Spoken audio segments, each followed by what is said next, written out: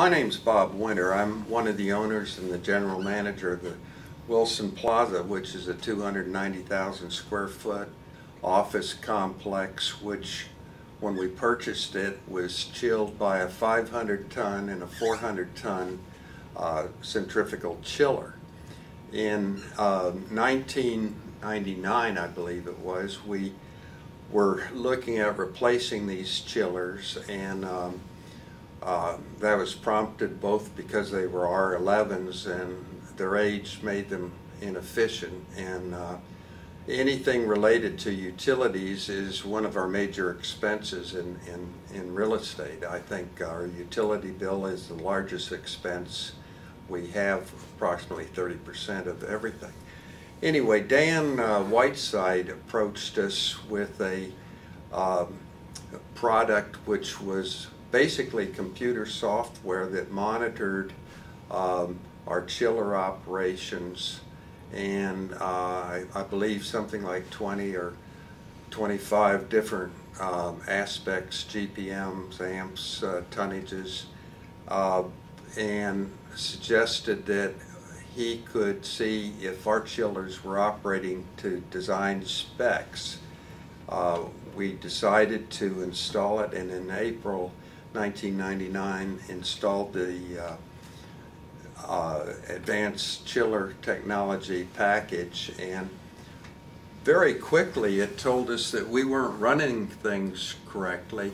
We were turning off our chillers at nights and on weekends, and when we turned them on, we'd have a demand spike. I believe it was like 460 kW.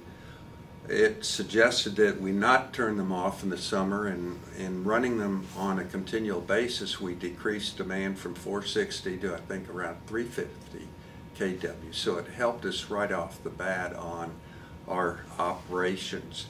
It also would tell us if there was a problem, what the possible source was. Like if there was a water flow problem, it would say check your filters and things like that. And you didn't have to be a HVAC technician to respond to the issue.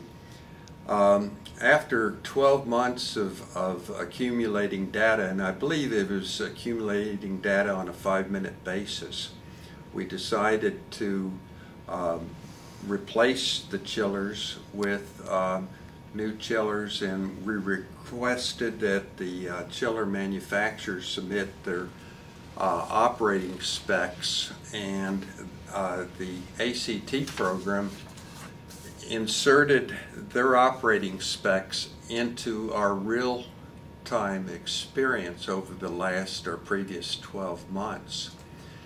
We found out that a 290-ton chiller could operate and satisfy our needs basically 80% of the time, although the building lived at 100 tons a lot of the time.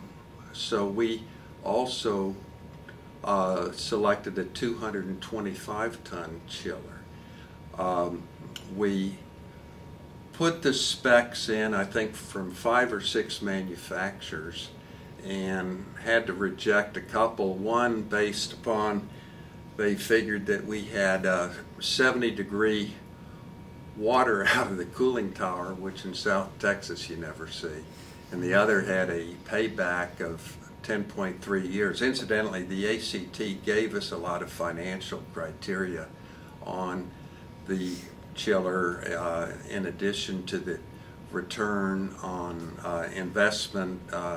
It had a large number of other issues or points. We went ahead and installed 2 train screws at this point because their efficiency was down to 25% versus the centrifugals that dropped out at 50% loads. And when the chillers were delivered, the large one did not achieve its 290-ton output. It was, I think, breaking up at 270 tons.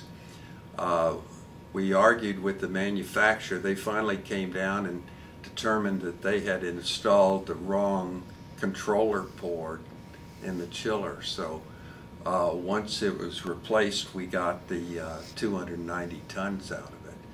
But all in all, it really helped us on the operation, and it reduced our kWh and cooling by 34%.